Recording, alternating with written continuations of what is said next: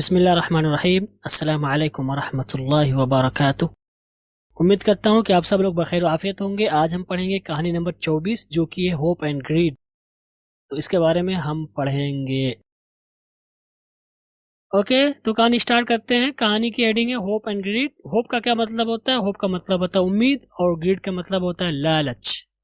तो आज की जो कहानी है वो लालच और उम्मीद के बारे में। तो देखते हैं कि साहिब किताब ने या कहानी जिसने लिखी उसने क्या लिखा इसमें।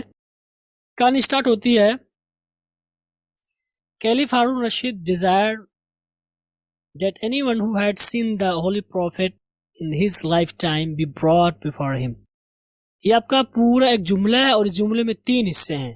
ओके, पहला हिस्सा है कैलिफ हारून रशीद डिजायर्ड। ये आपका एक जुमला है जो कि पास्ट एंड डेफिनेट अफर्मेटिव में है। कैलिफ हारून आपका सब्जेक्ट बन रहा है, डिजायर ये आपका वर्ब बन रहा है। तो ख्वाहिश की, यानी खलीफा हारून रशीद ने ख्वाहिश की। क्या ख्वाहिश की? डेट की anyone who had seen the holy prophet in his lifetime। ये आपका एक जुमला है जो कि पास्ट परफेक्ट में अफर्मेटिव में हु आपका सब्जेक्ट बन रहा है। एनीवन हु सब्जेक्ट बन रहा है, हेड आपका हेल्पिंग वर्ब है। सी के माने होते देखना, सीन आपका वर्ब है। द होली प्रॉफिट ये आपका ऑब्जेक्ट बन रहा है। इन हिज लाइफ टाइम ये आपका दीगे वर्ड्स में आ जाएगा। तो कि कोई भी जिसने मोहम्मद सल्लल्लाहु अलैहि वसल्लम को अपने ख्वाब में, जिंदगी में देखा है, ख्वाब नहीं जिंदगी में, कि जिसने भी नबी सल्लल्लाहु अलैहि वसल्लम को अपनी जिंदगी में देखा है, ये पूरा any one who had seen the holy profit in his life time ये पूरा आपका सब्जेक्ट बन रहा है। ठीक, और ये पूरा अगर हम इस पूरे हिस्से की बात करें तो ये पूरा एक जुमला है। ठीक है, बी ब्रॉड बिफोर हिम ये आपका जुमला है और ये पैसिव वॉइस में होगा। बी ब्रॉड की लाया जाए। ठीक है, बी ब्रॉड का बी ब्रिंग का मतलब होता है लाना, यानी बी ब्रॉड लाया जाए। तो वो आदमी जिसने नबी सल्लल्लाहु अलैहि वसल्लम को अपनी जिंदगी में देखा उसको लाया जाए। कहां पर? बिफोर हिम, उसके सामने। ओके, तो खलीफा हारून ने ख्वाहिश की कि जिसने भी नबी सल्लल्लाहु अलैहि वसल्लम को अपनी जिंदगी में देखा है उसको उसके सामने लाया जाए। After some time a very old women was brought before the caliph ये आपका पूरा एक जुमला है। ओके, आफ्टर सम टाइम कुछ देर बाद, कुछ वक्त बाद नहीं कहेंगे आपको आफ्टर सम टाइम कुछ देर बाद। अ वेरी ओल्ड वुमेन ये आपका सब्जेक्ट बन रहा है। ये पूरा जुमला आपका पास्ट एंड डेफिनेट अफर्मेटिव में पैसिव वॉइस में। अ वेरी ओल्ड वुमेन ये बहुत ही बूढ़ी खातून, वॉज ब्रॉट लाई गई, बिफोर द कैलिफ खलीफा के सामने। ओके, तो कुछ देर बाद खलीफा के सामने एक बहुत ही ज्यादा या बहुत ही उम्र दराज खातून को या एक बुढ़िया को लाया गया।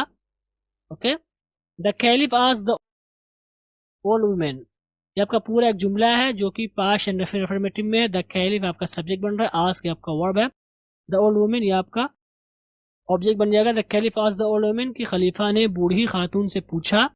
Did you see the profit yourself ये आपका जुमला है जो कि पास्ट में है और पास्ट एंड डेफिनिट इंट्रोगेटिव में है, और डिड आपका हेल्पिंग वर्ब है, यू सब्जेक्ट बन रहा है, सी आपका वर्ब है, द प्रॉफिट ये आपका ऑब्जेक्ट बन रहा है, और योरसेल्फ ये दीगर वर्ड्स में आ जाएगा। Did you see the profit yourself, चूंकि लफ्ज डिड आया हुआ गोया कि हेल्पिंग वर्ब से शुरू हो रहा तो इसमें कहा जाएगा did you see the profit yourself कि क्या तुमने खुद से ही नबी सल्लल्लाहु अलैहि वसल्लम को देखा है।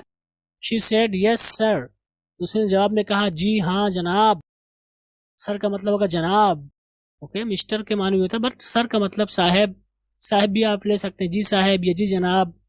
ठीक, the caliph then asked her ये आपका जुमला है, if she remembered any narration from him ये आपका दूसरा जुमला है। Okay, the caliph then asked her ये आपका जुमला पास्ट एंड डेफिनेट अफर्मेटिव में है, और इसमें द कैलिफ ये आपका सब्जेक्ट बन रहा है, देन आपका दीगर वर्ड्स में आ जाएगा। आस्क्ड ये आपका वर्ब है और हर आपका ऑब्जेक्ट बन रहा है। तो the caliph then asked her कि फिर, then the caliph asked her, okay, फिर खलीफा ने उससे पूछा, यानी उस औरत से पूछा, if she remembered any narration from him ये आपका जुमला है, असल में आपका इंट्रोगेटिव है, सवाल किया जा रहा है। ओके, तो यहाँ पर असल में डिड शी है। ओके, असल में ये did she remembered any narration है और ये जुमला आपका पास्ट एंड अफर्मेटिव में है, लेकिन चूंकि ये जो आपका असल जुमला डिड शी रिमेम्बर, चूंकि ये चेंज हो गया अफर्मेटिव में सिंपल में, इसलिए हमने इसको सवाल से हटा दिया, वरना असल में ये जुमला सवालिया है। ओके, द कैलिफ आस्क्ड कि खलीफा ने उससे पूछा कि क्या उसे, इफ शी का क्या मतलब हुआ कि आया उसे, या कि क्या उसे याद है कोई हदीस, नरेशन का मतलब यहाँ पर हदीस लेंगे फ्रॉम हिम, उनकी तरफ से, यानी फ्रॉम हिम का मतलब उनकी तरफ से, यानी उनकी, यानी नबी सल्लल्लाहु अलैहि वसल्लम की कोई हदीस उसे याद है। तो खलीफा ने फिर उससे पूछा कि क्या उसे नबी सल्लल्लाहु अलैहि वसल्लम की कोई हदीस याद है। She said yes and said, उसने कहा हाँ, और आगे कहा, क्या कहा, when old age comes two things become young, one is hope and the other is greed। Okay, तो इसमें तीन हिस्से हैं, one when old age comes two things become young and one is hope and the other is greed, तीन हिस्से हैं। ये आपका जुमला है प्रेजेंट इंडेफिनिट अफर्मेटिव में। ओल्ड एज का मतलब होता है बुढ़ापा, ये आपका सब्जेक्ट बढ़ रहा है। कम्स का मतलब होता है आना, तो चूंकि ये सिंगुलर था इसलिए यहाँ पर हमने इसका इजाफा किया। तो जब बुढ़ापा आ जाता है, टू थिंग्स बिकम यंग, ये आपका जुमला प्रेजेंट इंडेफिनिट अफर्मेटिव में। टू थिंग्स आपका सब्जेक्ट बन रहा है, बिकम आपका वर्ब है, यंग, बिकम यंग इसी से रिलेटेड है, यानी जवान होना। तो टू थिंग्स बिकम यंग, यहाँ पर बिकम आया हुआ, बिकम्स नहीं आया हुआ, चूंकि यहाँ पर टू थिंग्स से प्लूरल था। तो टू थिंग्स बिकम यंग, तो दो चीजें जवान हो जाती हैं, यानी उनमें ताजगी आ जाती भी आप कर सकते हैं, ठीक है, जवान हो जाती भी आप कर सकते हैं। वन इज होप, पहला क्या है, पहली चीज उम्मीद है, एंड अदर इज ग्रीड, और दूसरी चीज लालच है। द कैलिफ थैंक्ड हर, ये आपका जुमला हुआ, एंड गेव हर 100 दिनार्स, ये आपका दूसरा जुमला हुआ। द कैलिफ थैंक्ड हर, ये आपका जुमला हुआ पास्ट एंड डेफिनिट अफर्मेटिव में। द कैलिफ आपका सब्जेक्ट बन रहा, थैंक आपका वर्ब है, हर आपका ऑब्जेक्ट है। द कैलिफ थैंक्ड हर, कि खलीफा ने उसका शुक्रिया अदा किया या उसको शुक्रिया कहा। एंड गेव हर 100 दिनार्स, ये आपका एक जुमला है जो कि पास्ट एंड अफर्मेटिव में। गिव की सेकंड फॉर्म आती है गेव, देने के माने में, हर आपका ऑब्जेक्ट है। 100 दिनार्स ये आपका ऑब्जेक्ट है दूसरा वाला, ओके। एंड गेव हर 100 दिनार्स, और उसे 1000 दिनार दिया। The women thank caliph and she was taken back, ये भी एक आपका जुमला जिसमें दो हिस्से हैं। पहला द वुमेन थैंक कैलिफ, ये आपका जुमला है जो कि पास्ट एंड अफर्मेटिव में एक्टिव वॉइस है। And she was taken back, ये आपका दूसरा जुमला है जो कि पैसिव वॉइस है, ये भी पास्ट अफर्मेटिव है, okay, indefinite. The women thank caliph, the women subject बन रहा है, थैंक आपका वर्ब है, कैलिफ आपका ऑब्जेक्ट है। द वुमेन थैंक कैलिफ का मतलब होगा कि औरत ने खलीफा का शुक्रिया अदा किया। And she was taken back, ये आपका जुमला है, पैसिव वॉइस है, ओके, पास्ट में। शी आपका सब्जेक्ट बन रहा है, वाज आपका हेल्पिंग वर्ब है। टेक बैक का मतलब वापस ले जाना, तो टेकन बैक का मतलब वापस ले जाया गया, ओके। तो शी वाज टेकन बैक, उसको वापस ले जाया गया, ठीक है। तो पहले वो आई, उसको लाया गया बादशाह के सामने, फिर उसको वापस कर दिया गया, यानी उसको वापस ले जाया गया, ओके। तो ये तर्जुमा हुआ इसका। आगे क्या हुआ, आगे हुआ हाफ द वे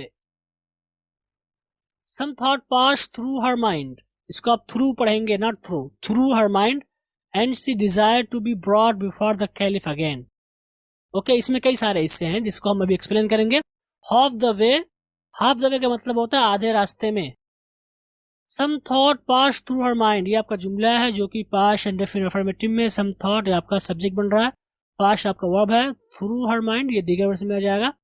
कि some thought pass through her mind का मतलब होगा कि उसके जहन से कुछ ख्यालात गुजरे, ये आपका लफ्जी तर्जुमा हुआ। लेकिन उर्दू में हम इसको कैसे कहेंगे कि उसके जहन में ख्याल आया, कुछ ख्यालात आए, ओके। आधे रास्ते में उसके जहन में कुछ ख्यालात आए। एंड शी डिजायर्ड, ये आपका एक जुमला है, ओके। एंड शी डिजायर्ड ये आपका जुमला है पास्ट एंड डेफिनिट अफर्मेटिव में। शी आपका सब्जेक्ट बन रहा है, डिजायर का मतलब होता है ख्वाहिश करना, और उसने ख्वाहिश की, किस चीज की ख्वाहिश की, टू बी ब्रॉट, ये आपका पैसिव वॉइस है। गर्चे एक्चुअल में पैसिव पूरा जुमला नहीं है, लेकिन ये जो हिस्सा पैसिव वॉइस है। टू बी ब्रॉट, उसने ख्वाहिश की कि उसे लाया जाए, कहां पर, बिफोर द कैलिफ, खलीफा के सामने, अगेन दोबारा, ये एक बार फिर। तो उसके जहन में आधे रास्ते में जब पहुंची तो उसके जहन में ख्याल आया, और उसने ख्वाहिश की कि खलीफा के सामने उसे दोबारा फिर से लाया जाए। व्हेन शी वाज शॉन इन, ये आपका जुमला है जो कि पैसिव वॉइस है, past indefinite affirmative passive voice. She का मतलब वो जो कि सब्जेक्ट है, वाज आपका हेल्पिंग वर्ब है। शो इन का मतलब होता है अंदर बुलाना, ओके। शो इन का मतलब होता है किसी को अंदर बुलाना। तो शो का सेकंड फॉर्म शोड आती है, यहाँ पर थर्ड फॉर्म शोन है, ठीक है, ये थर्ड फॉर्म है पैसिव वॉइस होने की वजह से। When she was shown in, कि जब उसे अंदर बुलाया गया, ओके, जब उसे अंदर बुलाया गया। द कैलिफ आस्क्ड, यहाँ पर जुमला हो जो कि पास्ट एंड डेफिनिट अफर्मेटिव में। द कैलिफ आपका सब्जेक्ट बन रहा है, आस्क आपका वर्ब है, second form. The caliph asked, खलीफा ने पूछा, वेल अच्छा ठीक है। Why have you come back, ये आपका जुमला जो कि प्रेजेंट परफेक्ट इंट्रोगेटिव है। लफ्जे वाई, लफ्जे क्वेश्चन पहले आया हुआ, उसके बाद हैव, उसके बाद यू के साथ हम हैव इस्तेमाल करते हैं, गर्चे सिंगुलर है या प्लूरल हो हमेशा यू हैव इस्तेमाल करते हैं। कम बैक, ये कम, ये गर्चे फर्स्ट फॉर्म दिख रहा है लेकिन असल में थर्ड फॉर्म है। कम की थर्ड फॉर्म भी कम आती है, सेकंड फॉर्म केम आती है, ठीक है। हमने कहा थर्ड फॉर्म इसीलिए क्योंकि यहाँ पर हैव आया हुआ है। और बैक, कम बैक का मतलब वापस आना, इसी से रिलेटेड है। तो Y have you come back, कि अच्छा बताओ कि तुम क्यों वापस आ गई हो। ओके, तुम क्यों वापस आई हो, ये आप तर्जुमा करेंगे कि आप क्यों वापस आई हैं, आप एहतरामन कहेंगे। अगर एहतराम नहीं करना चाहते तो कहेंगे कि तुम क्यों वापस आ गई हो या तुम क्यों वापस आई हो। शी सेड, उसने कहा, I just came to inquire whether the monies you gave me were once and for all or is it to continue every year. इसमें कई सारे हिस्से हैं। आई जस्ट केम, ये आपका जुमला है, ठीक है, जो कि पास्ट अफर्मेटिव में मैं सिर्फ इसलिए आई हूं। आई जस्ट केम, मैं सिर्फ इसलिए आई हूं। टू इंक्वायर, ये जानने के लिए, ये पूछने के लिए, ये पता लगाने के लिए, क्या चीज, वेदर की, यहाँ पर वेदर का मतलब की। The monies you gave me, you gave me ये आपका एक जुमला है जो कि पास्ट अफर्मेटिव में यू मतलब तुम, गिव का मतलब देना, मी का मतलब मुझे, जो तुमने मुझे दिया यानी मनी पैसे। तो वेदर की, वो पैसे जो आपने मुझे दिए हैं, word once and for all, once and for all ये एक फ्रेज है जिसका मतलब होता है हमेशा हमेश के लिए। Okay, once and for all का मतलब हमेशा हमेश के लिए। तो ये आपका पूरा, ये जो हिस्सा है आपका पूरा एक तरह से आपका सब्जेक्ट बन रहा है और word once and for all ये आपका प्रेडिकेट बनेगा। ओके, तो मैं सिर्फ ये पता करने के लिए आई हूं कि आया कि जो पैसे आपने मुझे दिए हैं ये हमेशा के लिए हैं। अगर यहाँ पर वर्ड आया हुआ है लेकिन हम कहानी में है से करेंगे, ये हमेशा के लिए है। और is it to continue every year, ये हर साल मुसलसल जारी रहेंगे यानी हर साल मुझे मिलेगा। और इज इट, ये है टू कंटिन्यू जारी होना, एवरी ईयर हर साल, या इनको जो है हर साल मुझे मिलेगा, ये हर साल हमें मुझे मिलेंगे, ये माना हुआ इसका। द कैलिफ थॉट, ये आपका एक जुमला जो कि पास्ट एंड अफर्मेटिव में, द कैलिफ खलीफा, तीन की सेकंड फॉर्म थॉट आती है, खलीफा ने सोचा, क्या सोचा। How true is the profits word, ये आपका जुमला है जो कि इंट्रोगेटिव का जुमला है। अगरचे इंट्रोगेटिव का जुमला है लेकिन ये सवाल के अंदाज में उसमें ताज्जुब का इजहार किया है, ठीक है, कि how true is the profits words, कि किस कदर सच है नबी सल्लल्लाहु अलैहि वसल्लम के अल्फाज। हाउ ट्रू ये आपका पूरा क्वेश्चन वर्ड में आएगा। ओके, हाउ ट्रू इज आपका हेल्पिंग वर्ब आएगा, द प्रॉफिट्स वर्ड ये आपका सब्जेक्ट बनेगा, लेकिन ये इसके साथ आ गया है जो कि प्रेडिकेट था असल में। तो how true is the profits word ये असल में आपका क्वेश्चन वर्ड ही है, लेकिन उसने यानी खलीफा ने ताज्जुब का इजहार किया है, ठीक है। तो how true is the profits words का क्या मतलब होगा, किस कदर सही है, किस कदर सच्चा है नबी सल्लल्लाहु अलैहि वसल्लम का कहना। ओके, नबी सल्लल्लाहु अलैहि वसल्लम का लफ्ज यानी नबी सल्लल्लाहु अलैहि वसल्लम का कहना यहाँ ज्यादा अच्छा होगा, लफ्ज सही नहीं होगा यहाँ पर। उसके बाद she has hope for life even now and she has greed for money too, ठीक है, पूरा आपका जुमला है, दोस्तों पर मुश्तमिल है। शी हैज होप ये आपका जुमला है जो कि असर्टिव है। शी हैज होप कि उसके पास उम्मीद है या उसके यहाँ उम्मीद पाई जाती है भी आप कर सकते हैं, या उसके पास उम्मीद है फॉर लाइफ जिंदगी के लिए, इवन नाउ अब भी, इवन नाउ का मतलब अब भी, यानी she has hope for life even now कि अब भी इसे जिंदगी की उम्मीद है, यानी ये अब भी इसे उम्मीद है कि ये जिंदा रहेगी इतनी बूढ़ी होने के बावजूद भी। Okay, and she has greed for money too भी आपका जुमला असर्टिव में है कि और उसे लालच भी है पैसों की भी, और उसे पैसों की भी लालच है, और उसे पैसों की भी लालच है। And she has greed for money too, और उसे पैसों की भी लालच है। ओके, जिंदगी की भी लालच है और पैसों की भी लालच है। The caliph said don't worry you will be paid yearly, the caliph said आपका पास्ट अफर्मेटिव का जुमला है, द कैलिफ सब्जेक्ट बन रहा है, सेकंड फॉर्म सेड आती है, तो खलीफा ने क्या कहा, खलीफा ने कहा डोंट वरी, ये आपका जुमला है जो इंपरेटिव में है, नेगेटिव में। डोंट नहीं का माना देने के लिए आया है, वरी का मतलब होता है फिक्र करना, तो डोंट वरी का मतलब होगा फिक्र ना करो। यू विल पेड ईयरली आपका जुमला है जो कि फ्यूचर में, और ये पैसिव वॉइस है। ओके, यू आपका सब्जेक्ट है, विल हेल्पिंग वर्ब है विल बी, पूरा हेल्पिंग वर्ब है। पेड का मतलब पे करना यानी अदा किया जाना पैसा, जो कि थर्ड फॉर्म सेकंड फॉर्म दोनों आती है पे की। ईयरली का मतलब सालाना, दिए वर्ड्स में आ जाएगा। तो यू विल पेड ईयरली का क्या मतलब होगा कि आपको या तुम्हें सालाना दिया जाएगा, तुम्हें सालाना पैसे दिए जाएंगे। इस तरह के कितने भी आप तर्जुमे कर सकते हैं। शी वॉज टेकन बैक, ये आपका जुमला है। But on the way she breath her last, ये आपका दूसरा जुमला है। शी वॉज टेकन बैक, ये आपका जुमला है पैसिव वॉइस में, past indefinite, past indefinite affirmative passive voice. She subject है, वॉज हेल्पिंग वर्ब है। टेक बैक का मतलब वापस ले जाना, taken back third form. She was taken back कि उसे वापस ले जाया गया। बट लेकिन ऑन द वे रास्ते में, रास्ते पर नहीं रास्ते में ही आप करेंगे। शी ब्रीथ हर लास्ट, ये आपका जुमला है जो कि पास्ट इंडेफिनिट अफर्मेटिव में है। शी सब्जेक्ट बन रहा है, ब्रीथ का मतलब होता है सांस लेना, हर लास्ट का मतलब आखिरी, अपनी आखिरी यानी अपनी आखिरी सांस ली। तो शी ब्रीथ हर लास्ट का मतलब है उसने अपनी आखिरी सांस ली, यानी उसकी वफात हो गई। तो उसको वापस ले जाया गया, लेकिन रास्ते ही में वो मर गई, वो इंतकाल कर गई, वो फौत हो गई, उसका इंतकाल हो गया, वो अल्लाह की प्यारी हो गई, वो अल्लाह से जा मिली। ठीक है, मतलब कई सारे आप यहाँ पे जुमले इस्तेमाल कर सकते हैं जो भी आपको अच्छा लगे। ठीक है, तो उर्दू में भी बहुत सारे जुमले आपको मिल जाएंगे, एक ही ताबीर नहीं इस्तेमाल करेंगे आप। ठीक है, तो जो कुछ मैंने बताया इसके अलावा भी आपको हो सकता है और अच्छा जानते हो, तो कोशिश करेंगे इंशाल्लाह तो आपको बहुत कुछ मिल जाएगा। तो ये रही आपकी कहानी। उम्मीद करता हूँ कि आपकी कहानी वाज़ेह थी आपके लिए और आपने सब कुछ समझा होगा। तो इस कहानी में क्या सबक मिल रहा है? इस कहानी में सबक मिल रहा है कि इंसान की लालच कभी खत्म नहीं हो सकती है। ओके, यानी इंसान सच में लालची है, ये चीज हकीकत है।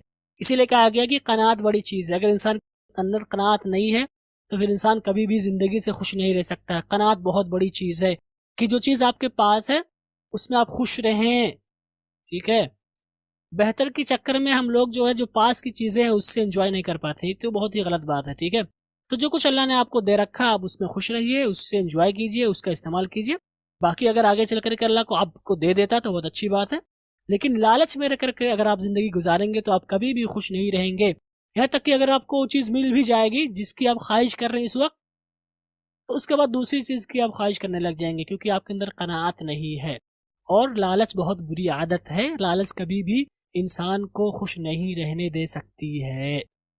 तो ये कहानी में जो अखलाकी पहलू मुझे नजर आया वो यही है। तो उम्मीद करता हूँ कि आपको कहानी समझ में आई होगी और आपने समझा होगा इस कहानी को।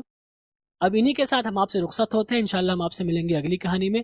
वस्सलामु अलैकुम वरहमतुल्लाहि वबरकातुहू।